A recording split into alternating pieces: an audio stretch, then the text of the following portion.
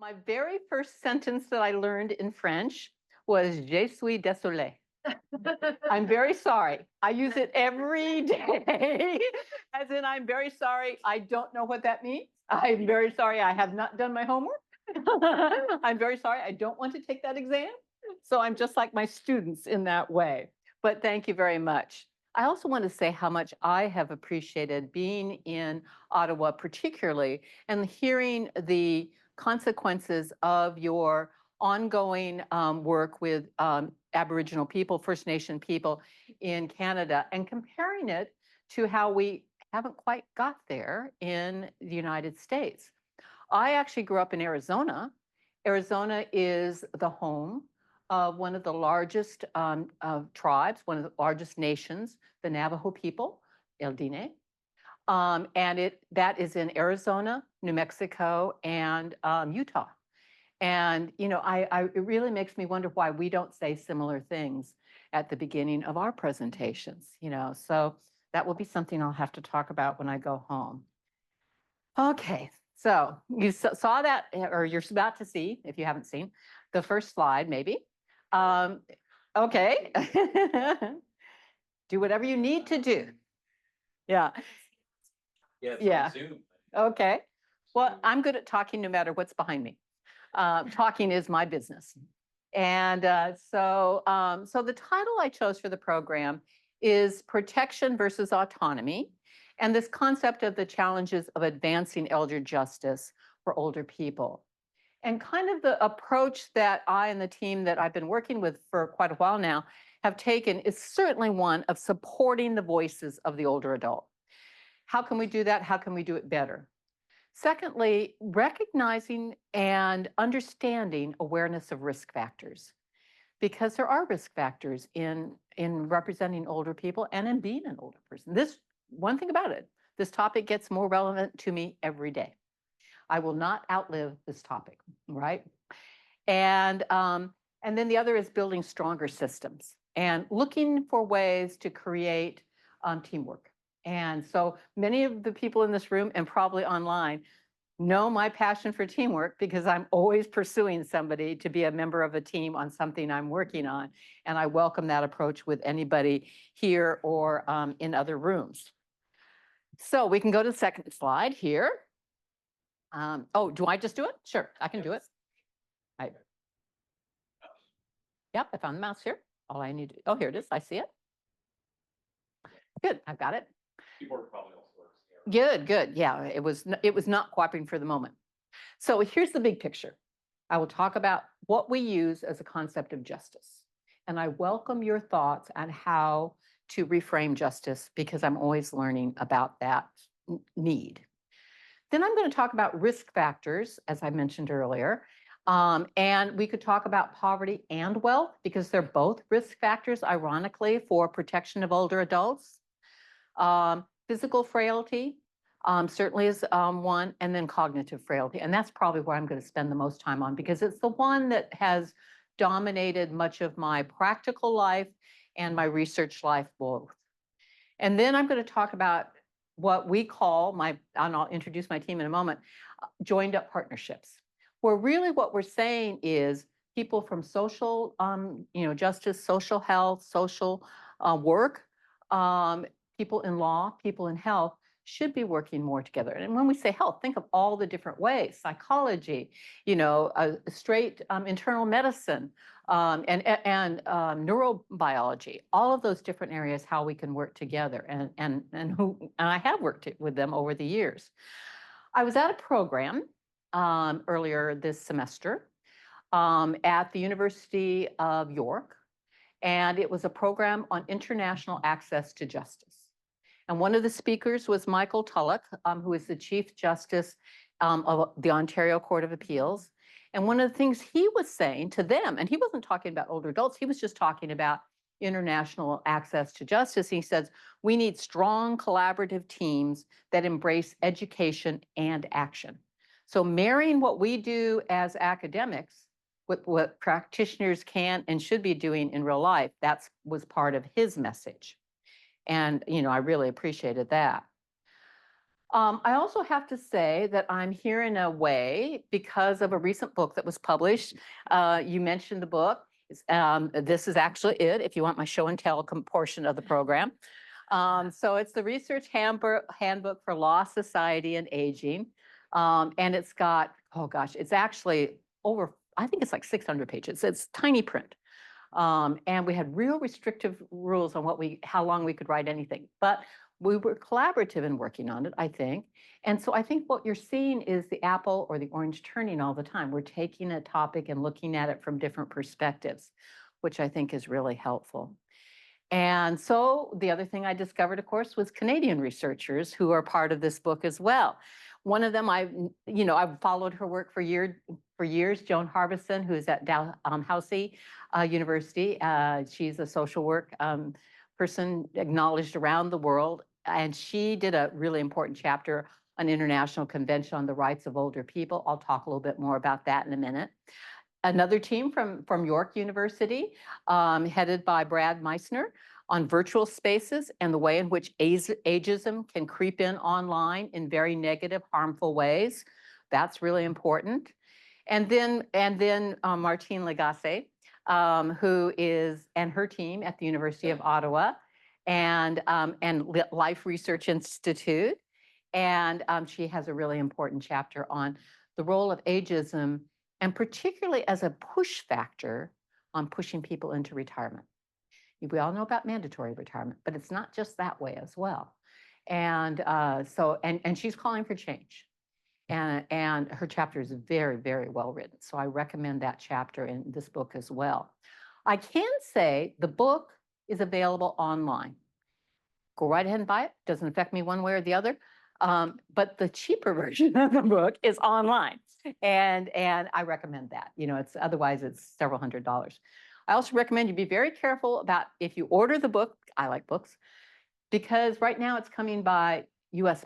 postal mail. They forget that U.S. postal mail has to link up with Canadian postal mail. Okay, we'll see what year that comes. I hope it's rather soon.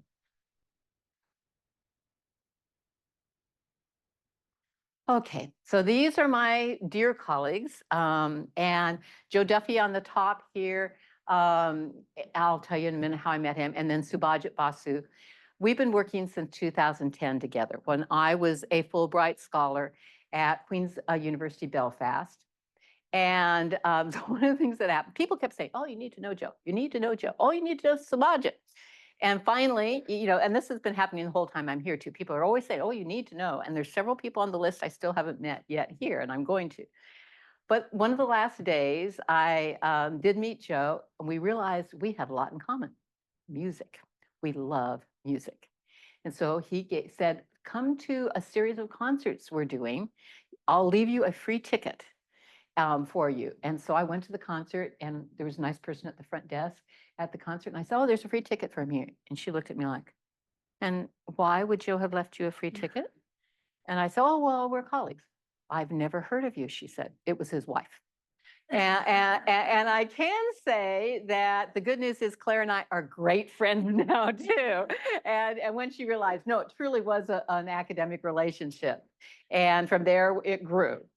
And so we started, the thing was Joe and Subhajit had just completed major research of gathering together voices in Northern Ireland of older adults and their family members about why they're struggling, or are they struggling to get access to information that's necessary for them as they age. It turns out they were struggling. And what were the reasons for struggling? And you'll see some of those reasons.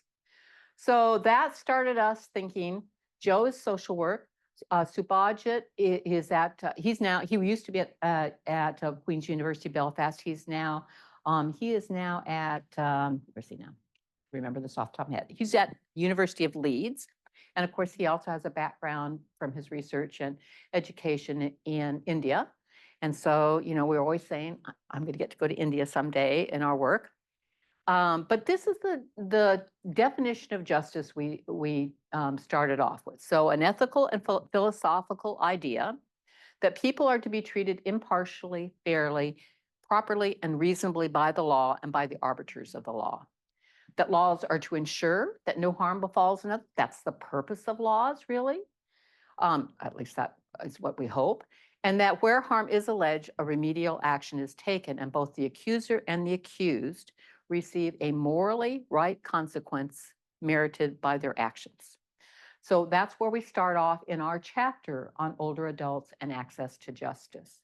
And then what we did was we went through international scoping, regional scoping, national scoping, domestic scoping, which can include in US state law, in Canada, provincial law, and examples of the different ways in which these work and could work better. And so that's what our chapter in this book is all about. I also have another chapter. I'll talk about that just briefly at the end. And then when I came to Canada, couple of the things that were fun to do. So one of the things was somehow I ended up at a book opening for former Chief Justice of the Canadian Supreme Court, Beverly McLaughlin. And she was there to promote her latest kind of thriller novel. Room was packed. And she's got, I guess, 3 of them now. They're really quite good. Yeah. But I decided to pick up her memoir. And it was a great way for somebody brand new to law in Canada to start off. This was back in early September that I read this, because essentially what she did was talk through her own history of life in the law and how she ended up retiring, how she planned for her retirement, how she's writing novels as part of her retirement, as well as doing different types of arbitration and mediation. And in her book, she starts also defining justice. One of the things she pointed out, it needs to be available to all people. And I realized, okay, we say people, but she really said, no, it's got to be all people have this right. She was not saying just Canadians, all people.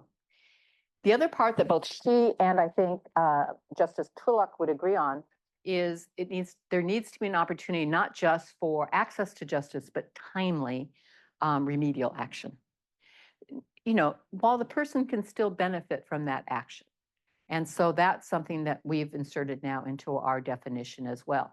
So anything you think that we should be talking about, don't hesitate to add it to my list, our list.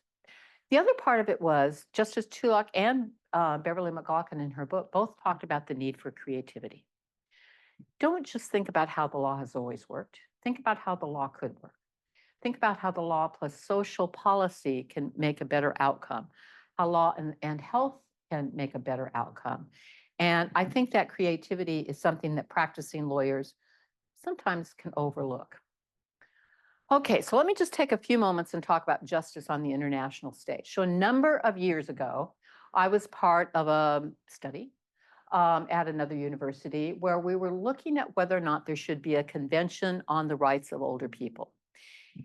There was already a convention on the rights of the child that had been approved by the United Nations. And the one for rights of persons with a disability, I think, was just an act of being approved. And so we actually drafted a statement of a convention for the rights of older adults. And for a period of time, it looked like it was going somewhere. And then it wasn't. And that's a repetitive theme in some of the research connected to aging. I often see, they know if you just wait long enough, that group of activists will die off. We die off a little bit faster than other activists, right? That's, I think, the theory. Joan Harbison in this book, in her chapter, she ends up concluding, why there should be one, but also she says there is another opportunity that's on its way. She thinks it's there. So some of you who, if you're interested in the international realm of aging, this is an opportunity for you to do work in that area. And, I think it's a recommended way to go. Okay, creativity. Creativity is being used. Guess who's using the creativity? So let me give you an example. It's already underway, connected to aging. I'm going to do 5 different case studies. This is one of them. They're all real cases, either currently underway, already done, or somewhere in between those two. So in this case, a woman was admitted from her home to the hospital and then to a nursing home. And she had diabetes. She was in her 60s when she was first admitted, so a young older person, but her diabetes was unstable at the moment. And so in the hospital, she would get better and they would discharge her to what's called in the US a nursing home. You might call it a rehab center. That might be an easier name, but the outcome is still the same if it's not a good outcome.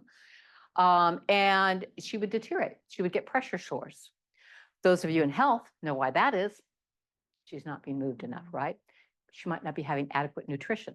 Certainly not having someone looking at her carefully so that they can see the white spots or the red spots as they begin to develop and take immediate action so that it does not become a pressure sore. Eventually, she dies from complications of the bed sores.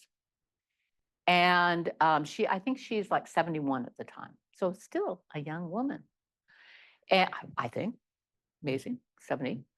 And a personal injury suit was brought by a very good law firm in Pennsylvania, one that I've worked with before. And they brought the case to trial against the primary nursing home and a company that was a management company for that nursing home company. So an operating company and a management company. And she was only in the combination of hospital and nursing home less than a year and a half, as I recall. But it had changed hands. And the second company, it had an operating company and a management company also. And so when the case went to the jury in Pennsylvania, the jury found, that original operating company was negligent, but the management company was really negligent. They were taking money at disproportionate rates because it was a for-profit company and they were paying their shareholders and controlling access to the funds for daily operation is what the jury found. And then the jury said the same thing about the second combination of companies, but at a lesser level. They actually said the major problem was with the first combination of companies, and particularly that inability of the operating company to have enough funds to do a good job of caretaking. And the total amount of fault found against the management companies was 65% of the total fault, 65% of the total damages awarded. And the other 30%, less than 30%, was for the operating companies. And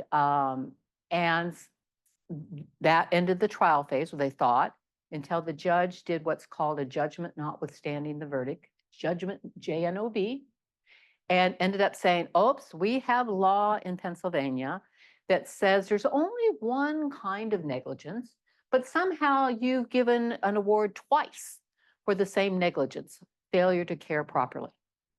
That's what the judge said. So I'm setting aside the management company award. And the problem was that meant the operating company were only liable for the tiny percentage of fault. And there was not going to be an adequate, award, and certainly not an award that reflects what the real negligence alignment was. So that case went up on appeal.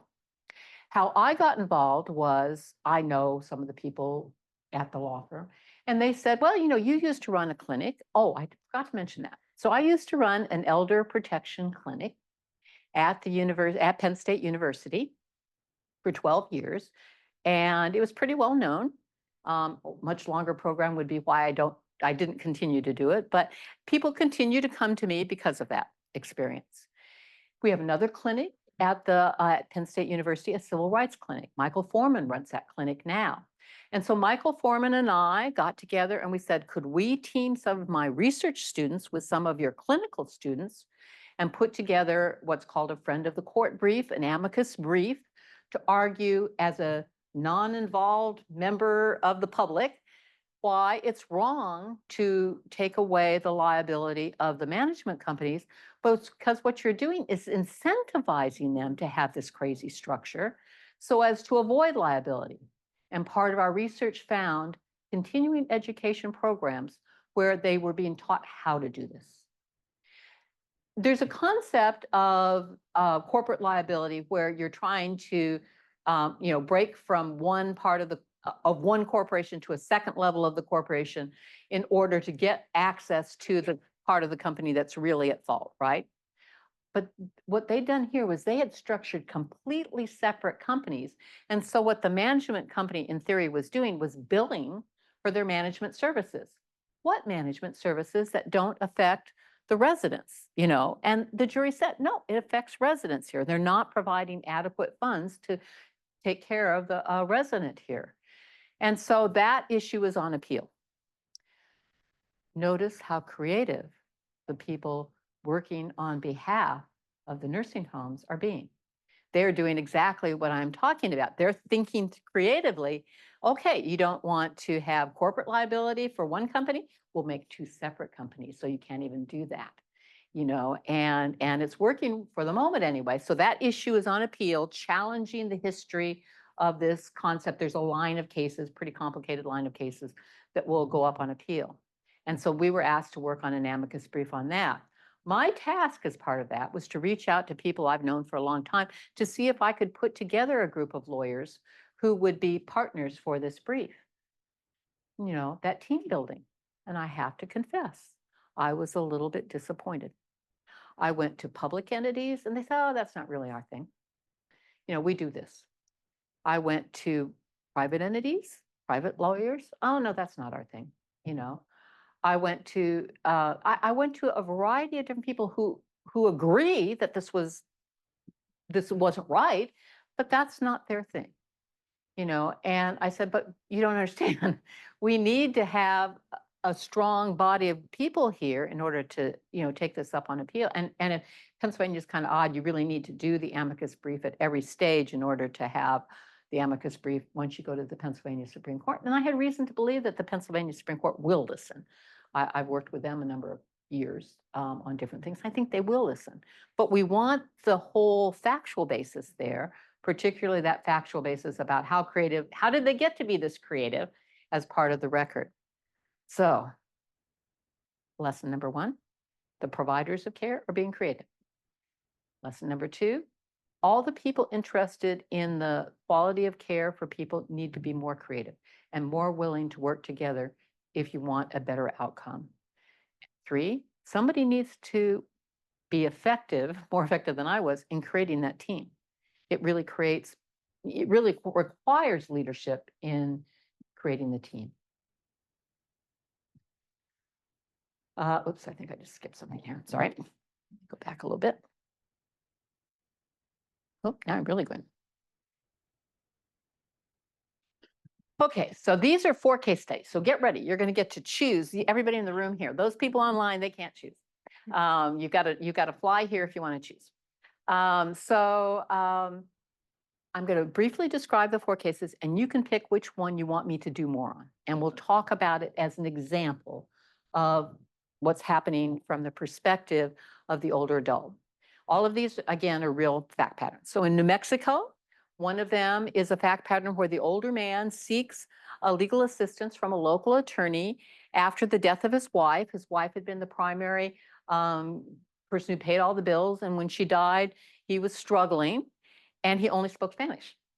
And he goes to an attorney who only speaks English, but he brings with him his neighbor who speaks both English and Spanish, and who's willing to serve as as his helper on all of this. And so the interview and all the meetings take place with the friend, the neighbor who's willing to do this, and they create financial powers of attorney in that case. Okay, second one, Ireland. As you know, I worked in Ireland. And so one time this was the professor here is actually me, and I'm giving a presentation, and in a way, Nafisa, it kind of reminds me of the first presentation I came to you because we were talking about risk factors. So, you know, in order to verify whether neuroimaging is going to show that there is a decline or a likelihood of decline for older adults. And so we were talking about different risk factors.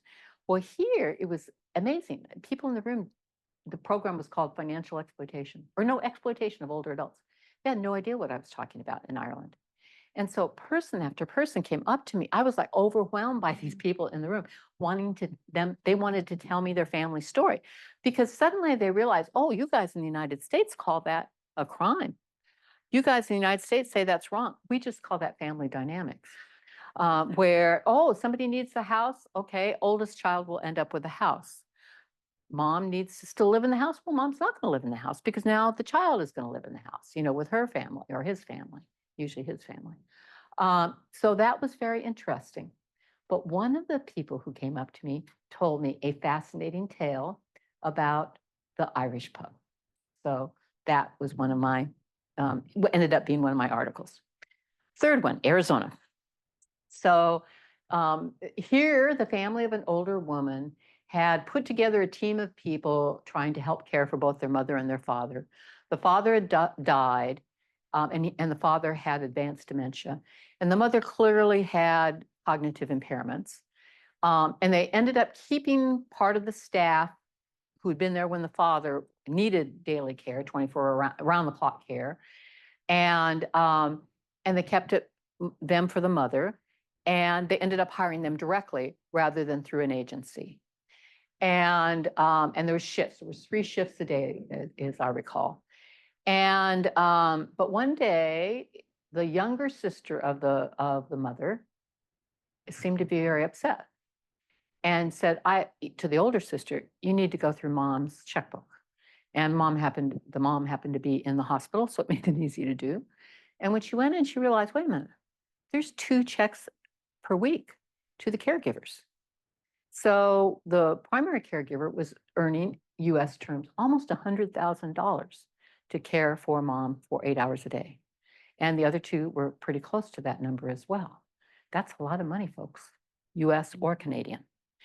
And he was walking the dog, smoking with the mother, and buying groceries for her, which most of the time was from McDonald's, because he did not actually cook. So he was bringing her, fast food to eat. That's part of the story. Okay, so that's one of them. Fourth one, Pennsylvania. So this one, a grandson, is very close family. The grandmother had recently lost her husband and was very depressed. And suddenly she seemed to come out of her depression, and there was a new man on the scene, somebody who had been her high school boyfriend. And pretty soon she's going to move in with him, or he's going to move in with her, more importantly. He and his disabled son. And they start saying, wait a minute, what's going on here? And very fast moving fact pattern. And grandma is 85. And so that's the 4th fact pattern. I can tell you in advance, all 4 of these cases involve an older adult who, Nafisa, is not recognizing that they are struggling to understand that there is risk here. That's an executive function, right, Patrick? And it's one of the ways in which certain types of dementia can affect an older adult, that they begin to not be able to use that executive function. And I see it all the time in these kinds of cases. They may be great at writing the check. They may be great at grocery shopping, eating, lots of activities of daily living. But there is sometimes one or a number of just focal points that they don't see risk. They don't recognize it as risk.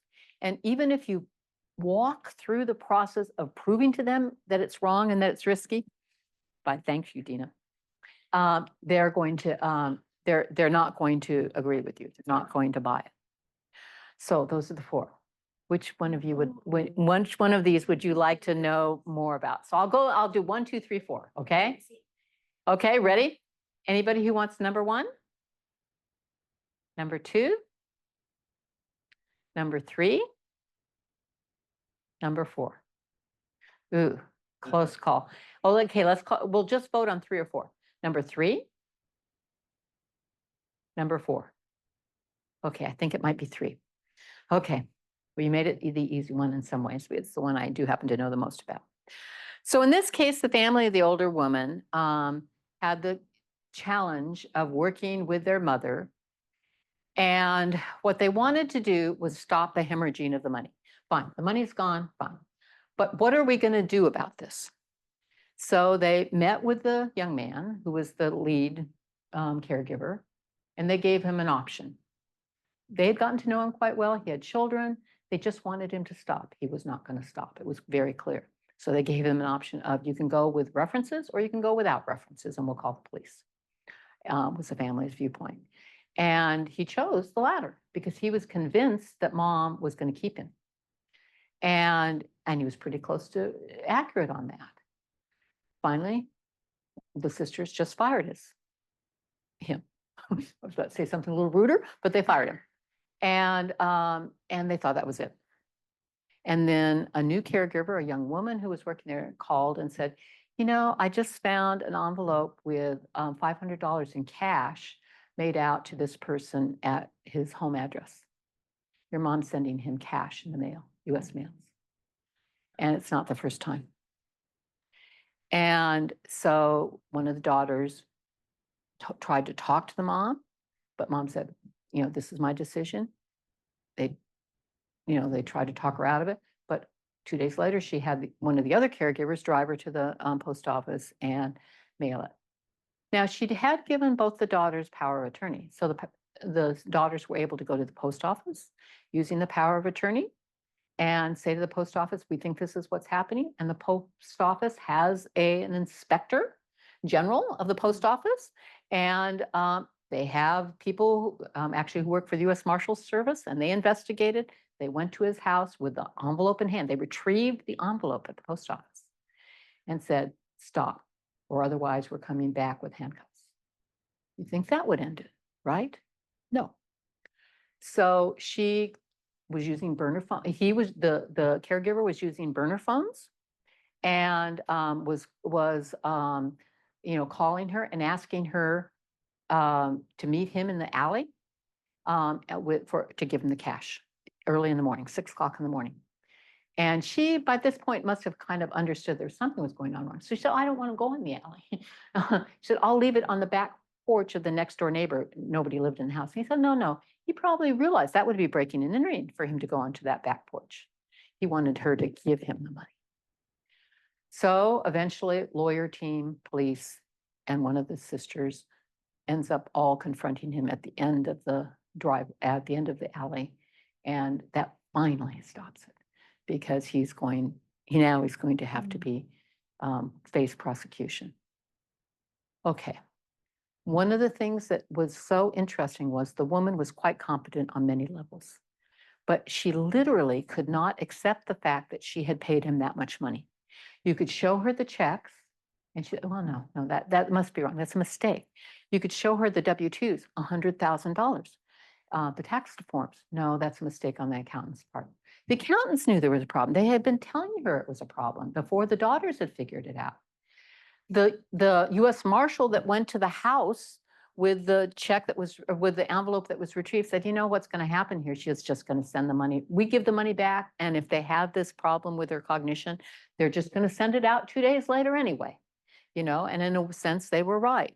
And so the common denominator of this case with the others is the one thing she was unable to do was recognize the risk and protect herself from the risk that was there. She didn't want to pay that much money. She thought, in fact, one point she said to one of the other people, I can't believe I would ever think of paying you $100,000. You don't smoke with me. He was more valuable to her than them, but it was solved. The little bit of the sad point of this story, and why I know so much about this, is this book was on her coffee table. The book is called The Law of Financial Abuse and Exploitation, a guide for older adults, families, counsel, and courts. I'm one of the authors. So even though I had written this book, even though it was on the coffee table, it was almost like it was a how-to manual in the family for it. She understood what the book was about, but it didn't apply to her. Okay, the other interesting thing about these 4 fact patterns, if you ever have the time, look at the Washington Post for this last week. They're running a feature story on a series of older adults who've been scammed by people posing as the FBI to have them go to their bank accounts, empty the bank accounts so that they can catch the bad guys. They are the bad guys, okay? But what's so interesting is to listen to the interview with the 79-year-old woman on the screen. And she kept saying, it's the bank's fault. They didn't explain to me what a scam was. They kept telling me I might be scammed, but they didn't tell me what a scam was. They could have intervened more successfully if they'd explained. No, there was no way you were going to intervene successfully. One of the things I've learned, Patrick, from working with psychologists who work in the world of cognitive impairment is it's very hard to reason with somebody who that portion of the brain is no longer functioning entirely correctly. And so that's something we need to recognize and think about as we go forward. Okay. Any of you want to hear about the other cases? If we have time, I'll go through them later. So, okay. So we now have a common denominator of what we mean by cognitive frailty being part of the problem here. So when I first met Joe and Subhajit, coming back to them, they had just finished this great study, empirical work. Lawyers don't do very good empirical work, but we do the next thing. Okay, now what are we going to do about what we've learned? Remember that when you guys do empirical work and you want somebody to come and say, okay, what do we do next? So my immediate reaction was, we need to do something that says we can get to you sooner so that we can get the necessary information to people in Northern Ireland before cognitive impairment is truly set in. And so we began looking around at other models in other countries. And Joe and Subhajit found Dr. Michael Vos in Denmark, and he had a model that we really liked. And we used that as a model we actually had a contract with the Commissioner of Older People in Northern Ireland, somebody who wanted us to do this work. And we proposed a preventative visitor program. So at age 75, you could pick any age you wanted to. So it's kind of you want to pick it old enough that, that it's going to be real, but not so old that they're already impaired. You want to do it, you can't do it younger because there's too many people, it's too costly. So it's a balancing as to what the right year is. So we picked 75. You can opt out of it. If you're an older adult who doesn't want to be part of it, that's fine. You can opt out. But the whole point was somebody will come to your house and walk with you through the house about what risk factors physically are present in your house, talk to you about what risk factors might be involved in your family dynamic, talk about the ways in which cognition can change and, the good ways that you can do some intervention on that. And the reason why we thought that Northern Ireland was a good place for this, Northern Ireland already had a visitor program for maternal health. And it was probably one of the most successful programs in Northern Ireland. So it's not that, unlike the United States, where you come into my house, yeah, that's a communist plot. But in Northern Ireland, they would recognize a legitimate opportunity for help. Okay, so we got it. He was going to go. We were all excited. We'd written it up. There's some people in this team that probably got their tenure based on this project, and rightly so. But the bad news is Northern Ireland is a government that is unstable currently, and it sometimes just stops working altogether. And sure enough, it stopped working for a period of time. And when it came back to working about a year or two ago, the current form of the government didn't want to do this program. So it was just going to die. But I came here and I realized it doesn't have to die. I'm going to be creative. So that's where we're going. Canadians, you are part of the help, I think, for what I'm going to do next. Okay, so all kinds of new pathways have been opened up to me as a result of just 3 months, not even 3 months really, Nessa, that I've been in Canada. It's been a fruitful and intense time, and it's going to continue to be fruitful and intense, I think. Okay, so I went to the Life Research Institute program in September. That was how I got to know about the wonderful work your institute is doing. I already knew about what was happening at the Center for Health Law, Policy and Ethics. And I wanted to put these two together, and lo and behold, it worked. And had you already worked together before? I don't know. So this was, okay, well, great. That's even more fun. And I went to the conference in Toronto. And of course, I go there, and the first person I talked to is somebody that we're going to meet with on Friday, David Weissman. And he's a person who's an experiential learning person at the University of Ottawa. And I think we're going to have some opportunities to do some stuff there. And then I went to, in October and November, I went to 2 of the programs being run by the Center for Health Law, Policy and Ethics or I guess it was maybe one program, but 2 different, maybe it's more than, no, it's more than one program. AI, Artificial Intelligence in Health, and the best one, Advancing Women's Health with AI. And what I was doing was hearing about research where they're creating apps on your phone so that somebody who has breast cancer can say, oh, what's next for me? Can I look at this? Is there something that will tell me more about this? One I was really impressed with was one about health problems or heart problems. Oh, I'm having these symptoms. What are the options if I put these into my phone that I could be doing? What might be the next steps on this, right? One was for hospice, educating them well in advance of them ever needing it about what is hospice. So that if you have to go down that path, you know that hospice just isn't just a place, it's a concept for care. And how do you access it and what is involved in it? In the United States, hospice is so important.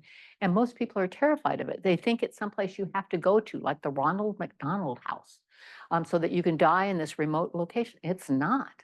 And it's really a great thing. So it's too bad that, no, it's not too bad because Dina is off getting an award for her work, and it's good that she's doing that. But she also has to listen to me all the time in the office.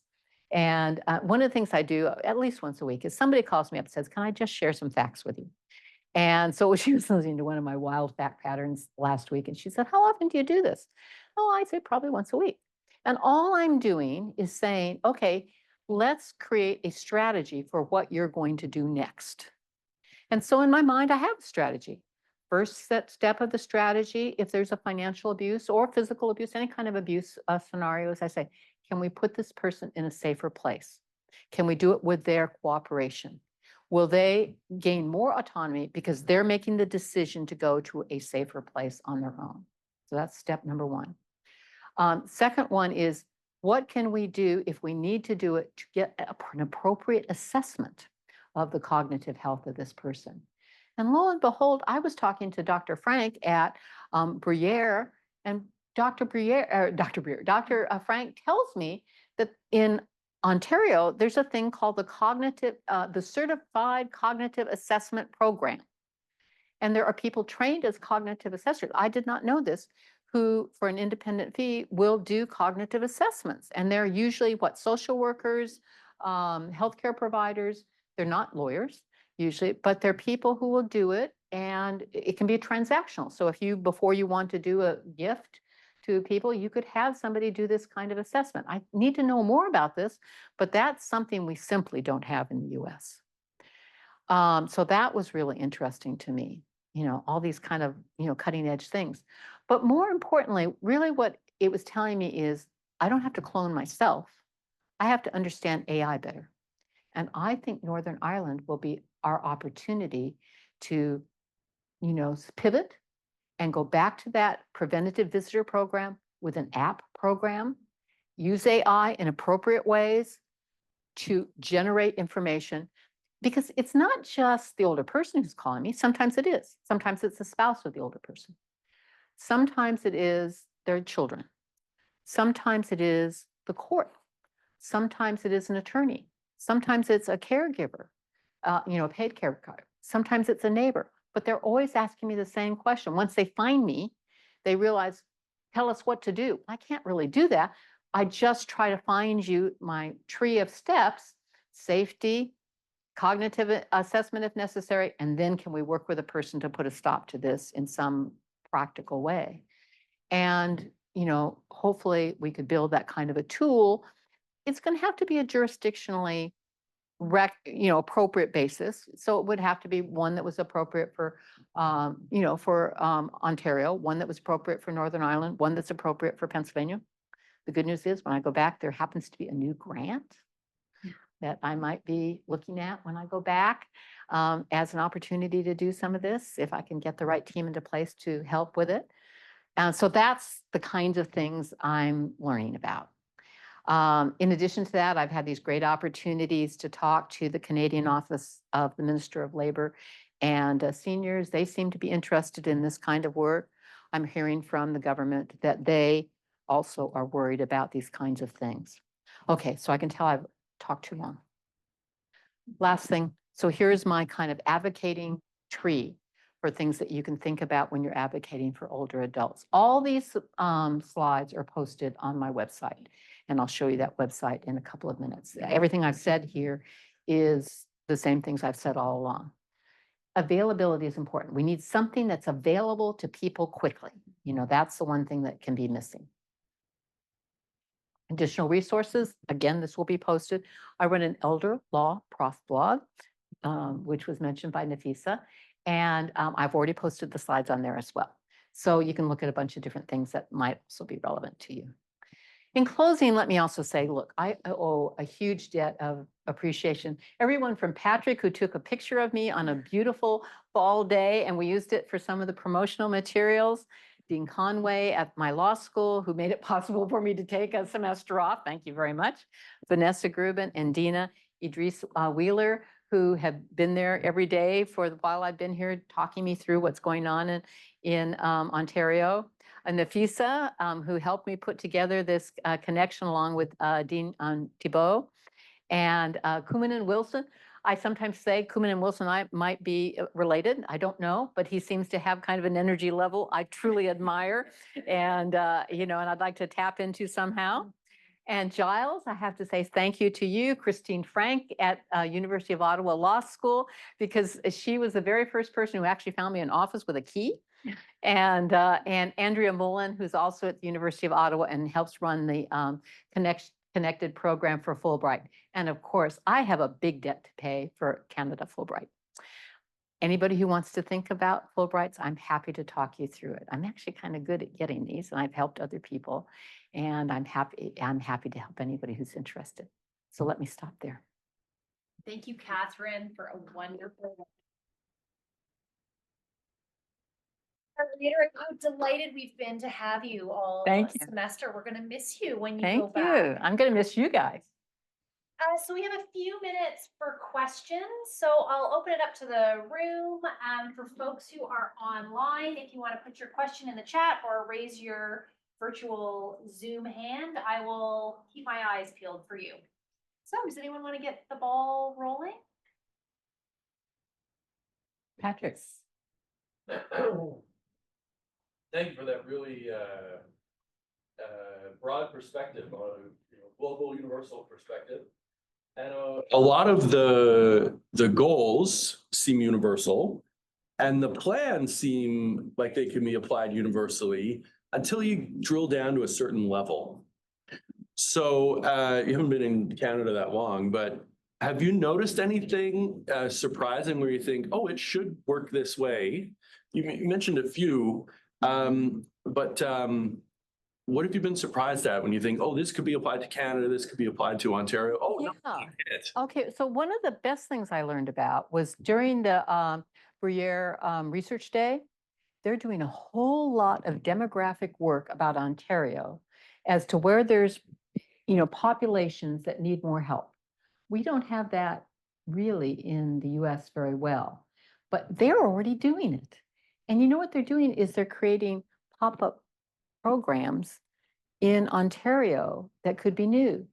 So I think what would be interesting is if we went down a path of clinics that are health, psychology, social health, law, that could marry these, things together so that we know what's available and we create a model for other provinces and also for other states. So there's a big bunch of money that's just come down from the federal government in the United States in an attempt to specifically address the large pattern of problems that is associated with dementing conditions. It's just getting rolling, and we'll see if there are new creative ways to do that. The thing I probably have noticed the most in Ontario, because really that's the only place I've been, is clearly homelessness would be an issue. And most of the homeless people I see are older, and clearly they don't recognize the risk that they're in. Well, they recognize the risk, but they can't do something about it voluntarily. I mean, they're going to be stubborn clients, and these clients are stubborn. And you know what was so interesting about watching the Washington Post feature was she kept telling me, if you used a different voice when you're talking to me, I could have listened to you. So it would be really interesting to have somebody help you, use a different, learn to use what voice is actually working on that. So that would be the one thing I am recognizing, is that a lot of the people who are living on the streets are older. And in pretty desperate straits. Yes. Thank you very much for the presentation. It was really interesting. I want to go back to the very start of your presentation and ask you to elaborate a little bit more in relation to the more empirical work that you were talking about towards the end. You began with a definition of justice, and one of the words that popped out to me was impartiality. And I'm sort of wondering what that means in your approach to justice, but also whether, in terms of thinking about the more empirical case studies that you brought forward towards the end, whether it makes any difference in terms of thinking about justice, whether you adopt an individual versus a collective rights approach. Yeah. So one of the studies I heard about that's going on in Canada says that there is access to social workers who can help you when you get into one of these binds. They know what to do, but they're having individual case approaches that reflect their viewpoint. And the problem is that's where you get that tension between protection and autonomy. Some people would say that's their choice. So one of the cases I worked on recently was one where the older person had announced that he was gay, had left his wife, left the family, got involved in a very problematic relationship, was in a consensual relationship with a very problematic people, but they were taking his money and drugging him at night. And so the lawyer said, wait a minute, how can this be right? But it's a consensual relationship. And I said, no. Objective evidence exists here that it's not consensual. Maybe the sexual relationship is consensual, but he's calling his family, asking, where's my money? That's not consensual. He's telling neighbors that I think somebody drugged me last night.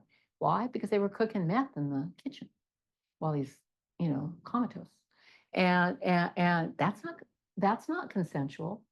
So, so that's part of the ways in which defining justice becomes challenging if it is going to be an individual decision about is this the time for protection versus autonomy? Autonomy would be, you want to have that relationship, we will let you, sir, have that relationship. You're free to do that.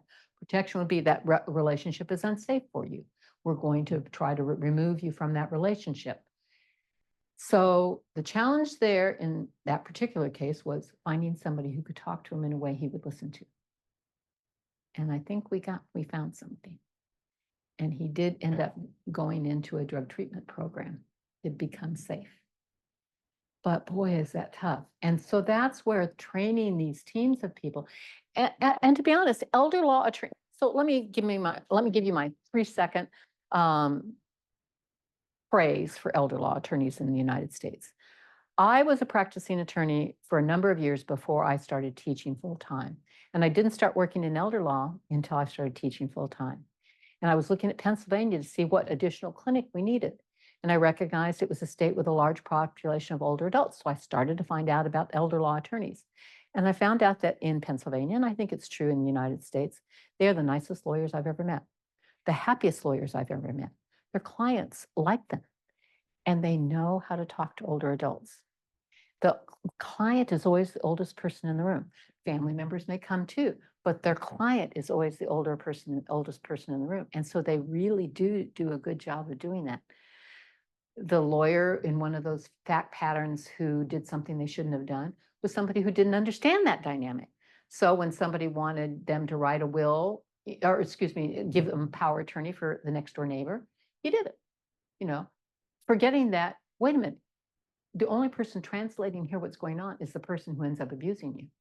So the lawyer didn't bring in an independent translator. He was using the person who ends up being the abuser. I don't think an elder law attorney would have done that, I hope, but average lawyers would do that because that's not one of their skill set. One of the things that is happening in the US is fact patterns related to professional responsibility about older clients are now often on the bar exam. So that's become a major change It's interesting how often somebody would say, oh, your question was on the bar exam. I was, oh, well, that's interesting, because that was not true in the old days. Unfortunately, we are out of time, so I'm going to have our conversation there. I want to thank everybody for attending this afternoon, and another big thank you. Thank you.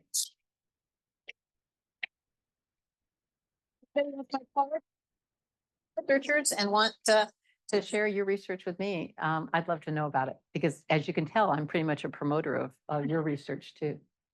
Good. Thank you very much, Vanessa. Thanks, Giles.